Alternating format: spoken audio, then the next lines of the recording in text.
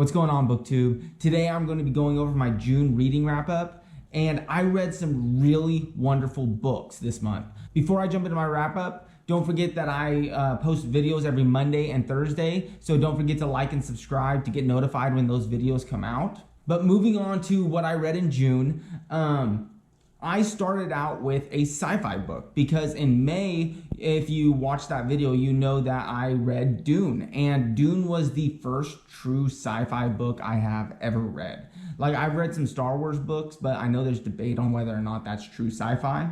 So I'm saying Dune was the first true sci-fi book I've read. And that was surprising to me because science fiction is one of my favorite genres to watch on TV.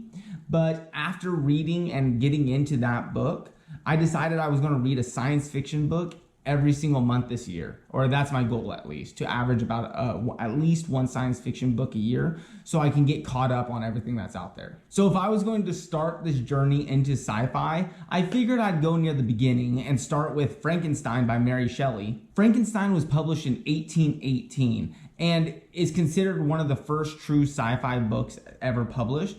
And this book is supposed to be foundational for science fiction. And before reading this book, I thought I knew the story of Frankenstein, even though I hadn't actually read the book. But honestly, it was way different than what I was expecting. First off, it wasn't really like life-changing. Like, it wasn't downright fantastic. Like I talked about last month when I had read Dracula, that I was expecting Dracula to be a good book, but not like an amazing book because of how long ago it was written. I expected it would be showing its age. Like, you'd be able to tell it was a really old book. And I was pleasantly surprised. Dracula is probably still, to date, one of the best books written of all time, hands down. So when I picked up Frankenstein, I was kind of expecting to be blown off my feet like that. Like, people talk about Frankenstein and Dracula hand in hand all the time because they're both horror subgenres of fantasy or science fiction. But whereas Dracula seemed to have not have aged a bit, it seemed to have been just as good today as if I was probably reading it back in the day. Frankenstein, when I read it, I could tell it was aged. Like, I could tell that, like, if it was published nowadays, it may not even get to the point of publication nowadays, I would argue. I mean, I enjoyed it, and very similarly to Tigana, I actually enjoy it more looking back and reminiscing on the story and looking back on all the theme and messaging within the story. There's a lot in it, and it is a really good book. It just wasn't to the level of Dracula. And I think that's what I went in expecting one of the greatest science fiction books of all time. And really, I think it was just good, I would say. And I'm not saying anything about its influence. Like, Frankenstein is probably one of the most influential books on the science fiction genre and even the horror genre. But I don't think that when you pick it up, it's one of the greatest books of all time. Also, I've been reading a lot of forums and chats about Frankenstein's Monster and like some of the meanings behind the book.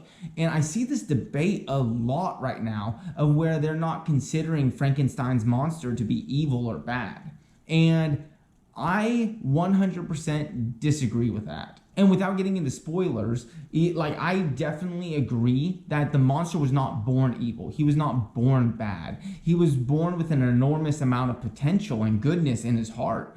And his natural state was actually goodness, which is almost like the opposite of man. I'd say like the man's natural state is probably like to do evil, and we have to learn to be good. Whereas his natural state was good and he learned evil. However, what I'm reading online is that he wasn't a monster. He was just misunderstood and he actually wasn't bad.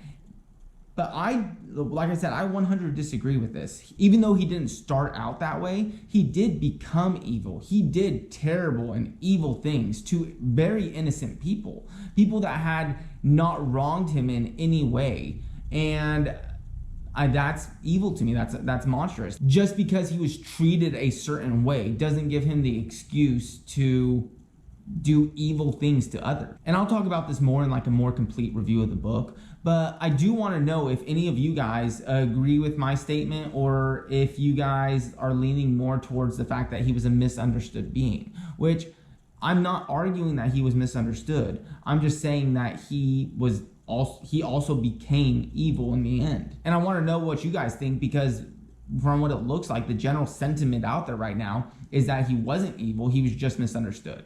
And I don't think that's the case. All in all, I would say that this was a really good book, but not one of the best. I would recommend it for someone who's trying to read the classics, but I would not recommend it for people who are new to sci-fi like me, or are just trying to read the best of the best, because I don't think this was in that category. Moving on, the next book I read in June is a fantasy book, and I actually ended up breaking a rule I have about reviewing books with this book. And it's that I always wait a little, or I try to wait a little while after reading the book before doing a review, because I don't want like a recency bias, because endings of book tend to be really exciting and really good, and they alter how you end up interpreting and thinking about the book. And after like a week or two, or even a month or two, you may not think the same way about it as you did right after you finish the book. But like I said, I broke that rule with this book, and I posted a full review of it on this page, and it's The Rage of Dragons by Evan Winter. Like I said, I broke my rule because I liked this book that much. It was so good. I listened to this book on Audible, and I mentioned this in my review, but I was literally doing everything I could to keep listening to this book. I was taking my dog on super long walks. I was doing the dishes, doing the laundry, cleaning the house. Like, my house has never looked as clean as it did when I was listening to The Rage of Dragons, because I was just trying to find any excuse to keep listening to this book. It was if I was actually reading a physical copy, it was a page turner. At its core, I think The Rage of Dragons is a coming-of-age story for a boy who is dealt all the wrong cards in life. The character and quality of this story was so good that in my review, I actually made it a comparison to Quoth from Name of the Wind, because of the similarities I saw between the main characters from both books, and then the quality of writing, even though the two styles were very different. If you haven't watched that review, I do recommend you check it out. Now, I did make that review, like I said, right after I finished the book. Like, I think the night I finished the book is the night I did the review. And the more I reminisce on it, the more issues I do find in this book, like the more flaws I end up seeing. But really, my biggest complaint about it is the lack of other characters you get to see and develop relationships with, because every single time a little bit of side character development happens, anytime the main character starts to build a relationship with someone, like, we get yanked into some sort of action scene or other scenario to where you just learn about the main character. You never really get to dive deep into anybody but the main character of the book. However, I do still think this story is absolutely fantastic, and is a book that if you don't know what to read out there, you should go buy this book right now. Like, stop the video and go buy it, because it was an excellent read. Now, I only read 3 books this month, so the last book that I read in the month of June is going to be Kings of the Wyld by Nicholas Eames. And this is one of the books I got on a 2-for-1 sale on Audible, and I was hesitant about this book, but I had seen so many good things about it. When I saw it in the 2-for-1 deal, I was needing I think I bought 2 deals during this time. But anyways, so this was my 4th book, and I needed something to fill that spot. So I threw Kings of the Wyld in there. I was hesitant about this book though, because like, I've seen this described as like somewhat cheesy and with a humorous tone to it. And that's not the kind of fantasy I usually read. That's not the kind of book I usually read. This wasn't spoken of in a negative way. Like, these were positives to the story. People were excited. It had a lot of humor in it, and it was kind of like a cheesy story. But it wasn't what I was used to, and I was hesitant about getting into it. But holy cow, was that hesitancy not warranted? Like, the story was cheesy, really cheesy. The story did have a humorous tone to it, but these were just like the other people that I watched describe this book.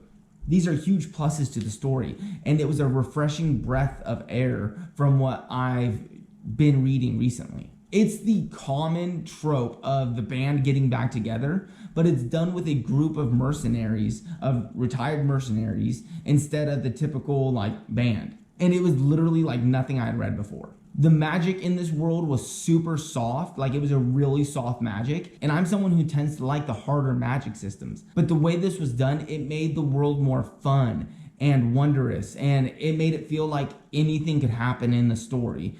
Because it was a softer magic system. It didn't have to follow the same rules that we see in a lot of the harder magic systems. And that brings up another thing I want to know from you guys, is that for so long I've seen such a huge focus on grim and dark fantasy, but recently I've seen a lot more attention pulled into like the humorous types of fantasy with low stakes and just a warm and funny